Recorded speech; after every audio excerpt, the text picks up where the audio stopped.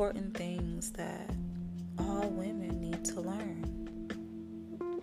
One of the most important lessons I've ever learned was how to keep my mouth closed. There are things that do not need to be said to people who you don't know, and there is a time and a place to speak about certain topics. You're not always going to be the victim, and clinging to victimhood is annoying. Also not cute to refuse to take accountability when you know you're in the wrong, especially when you're an adult. Being accountable for your mistakes and the things you've allowed in your life is important and crucial for your success. At the same time, we don't live life in a vacuum, and we cannot absolve other people of the responsibility in causing suffering or aiding in our pain. See, the thing is, accountability is important, but extreme accountability is toxic. The latter could be considered a form of gaslighting that makes us question if our reactions to others' wrongdoings towards us by placing an adequate level of blame to them is even rational. You can still learn from the past experiences of hurt others have caused towards you to try to act accordingly in lieu of your well-being in the future and heal from it without internalizing a toxic sense of accountability that should be attributed to others and not to yourself. Taking in the blame for other people's actions isn't taking control over your life. It's suppressing the pain and assuming ownership for the wrongdoings of others. Progressing doesn't always look glamorous. Sometimes progressing looks like taking a few steps back and downgrading in a superficial way to accomplish a goal that will propel you further, much more in the long run. No one wants to be friends with someone who always has to be the victim, and no one wants to date a perpetual victim. The best thing you can do for yourself is to grow up. Learn how to own up to your mistakes and apologize when necessary, and always keep it moving. There's no need to regress or stand your ground when you're wrong. It'll make you look like an idiot in the long run, and it can be much more admirable to own up to things and apologize. Listen, you can't do your worst and expect the best outcome. There are some people who are able to slack off in life and still have all of the best things in life end up on their plates. But you aren't one of those people. The people who do get the best in life without much effort or talent usually have people in the background who prop them up and wait around as a fallback plan. They usually have money and they usually have connections. The hard truth is, if you don't have these things, then you can't sit around and assume that you're going to have all that you want without ever having to lift a finger. There is no such thing as leveling up without hard work. It can be exhausting to hear from women who you think that they can do the bare minimum but still get the most. You're only holding yourself back with a mindset like that. And people aren't going to go out of their way to help you because they're going to view you as someone who's lazy and who doesn't believe in hard work, or they're going to assume that you'll be good on your own. To be completely honest, this really applies to everything in life. Sometimes luck will give you the privilege of slacking off for a while and still winning, but that luck always ends up running out pretty quickly. Every woman needs to know how to market herself. The way you market yourself in your personal branding are two major things that heavily factor into the way that you're perceived. And knowing how to market yourself, choosing what niche you appeal to, and having a clear idea of what you are doing is major. You gotta figure out what you want from your life, babe. You got to pull it together. Be honest with yourself and think about the sort of partner and lifestyle you'd like to have. You need to be able to look at yourself and give legitimate criticisms with legitimate solutions. Sit down, set boundaries for yourself, and start figuring out what you need to do. What kind of partner you'd like to market yourself towards, where you want to go in this world and in your own world, and what you truly want out of life. These things will be so much easier if you have a solid idea of what you want and what you're working towards.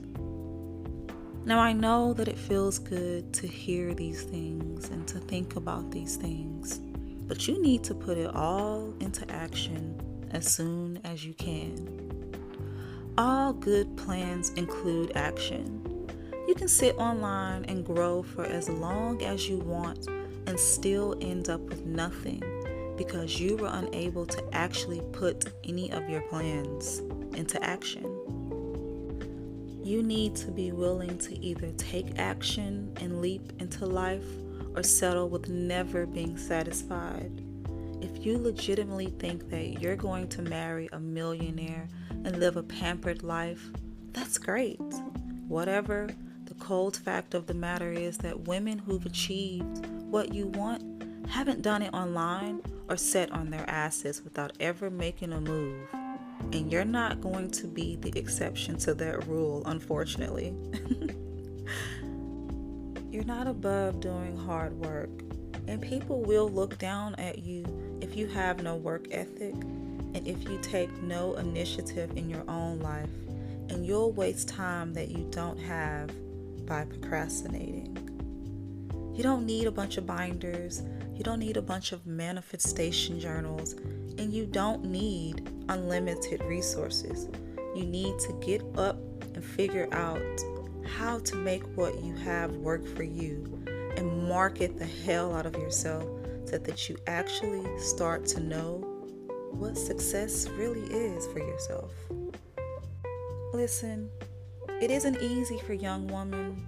It never has been and it never will be, and you don't have to make it harder on yourself. One of the best things you can do for yourself when you move is to learn where your comfort zone is and then try to leave it. Too many women are afraid to try new things, meet new people, and do more with their lives and themselves. So there's no reason why you shouldn't take this time to get out of your comfort zone and to get to know what you enjoy and what you want to do with yourself and with your life. It's always going to be scary, and it can hurt at first, but it is an essential part of life and learning about how you live with your reality.